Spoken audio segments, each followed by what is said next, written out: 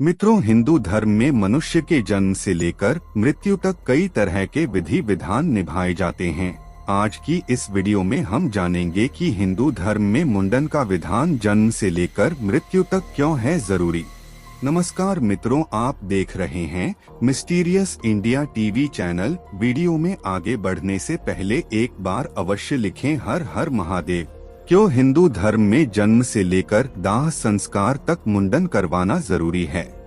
हम सभी जानते हैं कि हिंदू धर्म में चोटी रखने का महत्व है।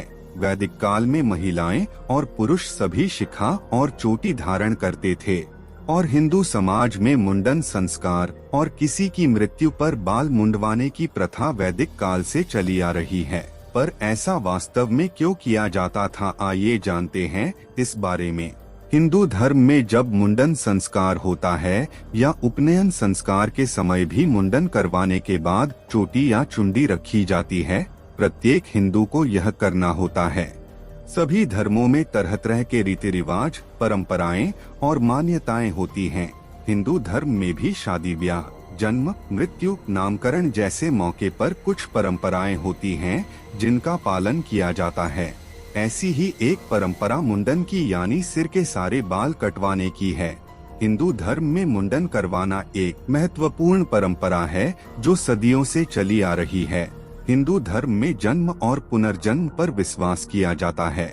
ऐसी मान्यता है कि बच्चे के मुंडन के बाद वह अपनी पुरानी जिंदगी के बंधनों से मुक्त हो जाता है। बालों को गर्व और अहंकार का चिन्ह माना जाता है। यही वजह है मुंडन करवाकर हम अपना अहंकार त्याग कर अपने आप को भगवान को समर्पित कर देते हैं। माना जाता है कि मुंडन कराने से बुरे विचार खत्म हो जाते हैं। कुछ लोग मन्नत पूरी होने पर मुंडन करवाते हैं। मन्नत पूरी हो जाने के बाद लोग अपने बाल भगवान को अर्पित करते हैं। इस परंपरा का चलन तिरुपति, देवघर और वाराणसी में बहुत है। चूड़ाकरण या मुंडन संस्कार। हिंदू धर्म में स्थूल दृष्टि से प्रसव के साथ शिशु के सिर पर आए बालों को हटाकर सिर की सफाई करना आवश्यक माना जाता है। सूक्ष्म दृष्टि से शिशु के व्यवस्थित बौद्धिक विकास, कुविचारों के उच्छेदन, श्रेष्ठ विचारों के विकास के लिए जागरूकता जरूरी है। स्थूल सूक्ष्म उद्देश्यों को एक साथ संजोकर इस संस्कार का स्वरूप निर्धारित किया गया है। इसी के साथ शिखा स्थापना का संकल्प भी जुड़ा रहता है।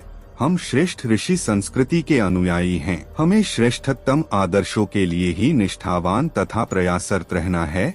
इस संकल्प को जागृत रखने के लिए प्रतीक रूप में शरीर के सर्वोच्च भाग सिर पर संस्कृति की ध्वजा के रूप में शिखा की स्थापना की जाती है। संस्कार प्रयोजन। इस संस्कार में शिशु के सिर के बाल पहली बार उतारे जाते हैं।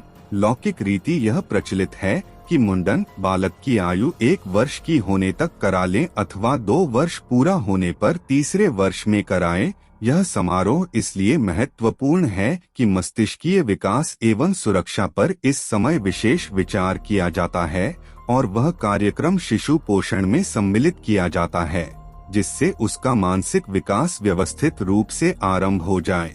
शास्त्रों के मुताबिक 84 लाख योनियों में भटकने के पश्चात आत्मा को मानव शरीर मिलता है। सभी योनियों से संचित संस्कारों का प्रभाव मानव पर रहता है। मानव शरीर में रहते हुए व्यक्ति में मानवीय गुणों का विकास हो, उनके पूर्व जन्मों के संचित संस्कार से मुक्ति प्राप्त हो, इसके लिए मुंडन संस्कार किया जाता है। इस समय बुद्धि का विकास तेजी से होना शुरू होता है, अतः बच्चे में अच्छी बुद्धि और ज्ञान के उद्देश्य से यह संस्कार किया जाता है। इस संस्कार के लिए मुहूर्त का आकलन इस प्रकार किया जाता है।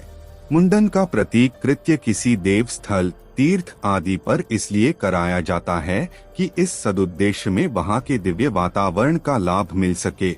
यज्ञादि धार्मिक कर्मकांडों द्वारा इस निमित्त किए जाने वाले मानवीय पुरुषार्थ के साथ साथ सूक्ष्म सत्ता का सहयोग उभारा और प्रयुक्त किया जाता है। चूड़ाकर्म का महत्व। इस संस्कार का संबंध प्रमुख रूप से शिशु की स्वास्थ्य रक्षा के साथ माना गया है। इससे बालक की आयु वृद्धि होती है, वह यशस्वी एवं मंगल कार्यों में प्रवृत्त होता है। पुरातन आयुर्विज्ञान विशेषज्ञों ने भी इसके स्वास्थ्य संबंधी महत्व को स्वीकार किया है। चरक तथा सुश्रुत दोनों का ही कहना है कि केश, श्वश्रु तथा नखों के कीर्तन एवं प्रसाधन से आयुष्य, शारीरिक पुष्टता, बल, शुचिता एवं सौंदर्य की अभिवृद्धि होती है। अर्थात केशवपन से भी शरीर पुष्ट, निरोग एवं सौंदर्य संपन्न होता है। व्यक्त है कि गर्भजन्य केशों के कारण शिशु के सिर में खाज, फोड़े, फुंसी आदि चर्म रोगों के होने तथा लंबे बालों के कारण सिर में जूं आदि कृमि कीटों के उत्पन्न होने की संभावना भी रहती है। साथ ही गर्भजन्य बालों की विषमता के कारण शिशु के बालों का विकास भी समरूप में नहीं हो पाता है। अतः शैशवावस्था में एक बार क्षुर, उस्तरे से उनका वपन आवश्यक होता है। केशवपन की इस आवश्यकता का अनुपालन हिंदुओं के अतिरिक्त अन्य धर्मावलंबियों में भी देखा जाता है। मुंडन के दौरान की जाने वाली कुछ विशेष व्यवस्था। मस्तक लेपन के लिए यथासंभव गाय का दूध एवं दही 50-50 ग्राम भी बहुत है। कलावे के लिए लगभग 6-6 इंच के 3 टुकड़ों के बीच में छोटे छोटे कुश के टुकड़ों को बांधकर रखना चाहिए। प्रज्ञा संस्थानों शाखाओं को इस उद्देश्य के लिए कैंची, छुरा अलग से रखना चाहिए। उन्हीं का पूजन कराकर नाई से केश उतरवाना चाहिए। बालक के लिए मुंडन के बाद नवीन वस्त्रों की व्यवस्था रखनी चाहिए। बाल एकत्र करने के लिए गुंथे आटे या गोबर की व्यवस्था रखनी चाहिए। विशेष कमरकांड बालक एवं उसके अभिभावकों का मंगलाचरण से स्वागत करते हुए क्रमबद्ध रूप से निर्धारित प्राथमिक उपचार तथा रक्षा विधान तक का क्रम पूरा कर लेना चाहिए। उसके बाद क्रमशः विशेष कमरकांड कराए जाएं। आइए अब जानते हैं दाह संस्कार के बाद मुंडन के बारे में विशेष बातें। सर मुंडवाने के पीछे कुछ कारण हैं।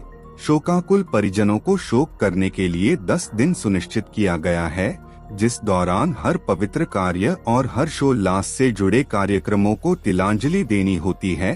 पूजा पाठ पर भी रोक रहती है। सिर्फ गरुड़ पुराण का ही पाठ होता है। शोक समय के बाद केश को भी अपवित्र मानते हुए उनका भी त्याग करने की व्यवस्था की गई है। शोक समय को पूरी तरह से दिवंगतों की याद में निकालने से मनुष्य शीघ्रता से सामान्य अवस्था में आ जाता है। यह मनोवैज्ञानिक सत्य भी है। कुछ स्थानों पर रोने और विलाप करने के लिए रुदाली जैसी परंपरा का भी अनुपालन किया जाता है। 13वीं के अनुष्ठानों के बाद पुनः सांसारिक दिनचर्याओं में लग जाने की प्रेरणा दी जाती है। जीवन को पुनः पटरी पर लाने के लिए इनका महत्व है। दूसरा कारण यह भी है कि मृत्यु के बाद पार्थिव शरीर के दाह संस्कार के बाद भी मुंडन करवाया जाता है। इसके पीछे कारण यह है कि जब पार्थिव देह को जलाया जाता है तो उसमें से भी कुछ हानिकारक जीवाणु हमारे शरीर पर चिपक जाते हैं। नदी में स्नान और धूप में बैठने का भी इसीलिए महत्व है। सिर में चिपके इन जीवाणुओं को पूरी तरह निकालने के लिए ही मुंडन कराया जाता है। तो मित्रों, बाल मुंडवाने की हिंदू धर्म की इस प्रथा के बारे में आप अपने विचार भी अवश्य बताएं। यदि वीडियो पसंद आया हो तो वीडियो को एक लाइक और एक शेयर अवश्य करें। साथ ही साथ चैनल पर यदि नए हैं तो चैनल को सब्सक्राइब करके घंटी के बटन को दबाएं। मिलते हैं आपसे अगली वीडियो में। धन्यवाद।